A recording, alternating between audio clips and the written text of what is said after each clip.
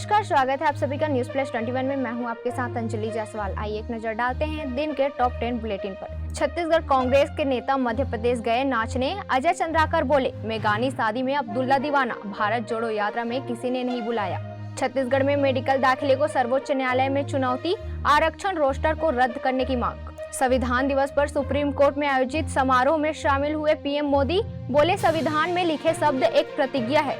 मैनपुरी उपचुनाव में 28 नवंबर को पहली रैली करेंगे सीएम योगी आदित्यनाथ। कोलकाता में संयुक्त किसान मोर्चा आज दोपहर 2 बजे राजभवन तक निकालेगा विशाल मार्च। श्रद्धा मर्डर केस में आफ्ताब की रिमांड आज होगी खत्म, कोर्ट में पेश करेंगी पुलिस। ब्राजील में 2 स्कूलों में अंधाधुंध फायरिंग, 3 की मौत, 9 घायल। इसरो ने पीएसएलवी रॉकेट के जरिए 9 सैटेलाइट लॉन्च किए, ये महासागरों की स्टडी करेंगे। T20 वर्ल्ड कप की हार के बाद बीसीसीआई का बड़ा action, mental conditioning coach Paddy Upton team India से हुए बाहर।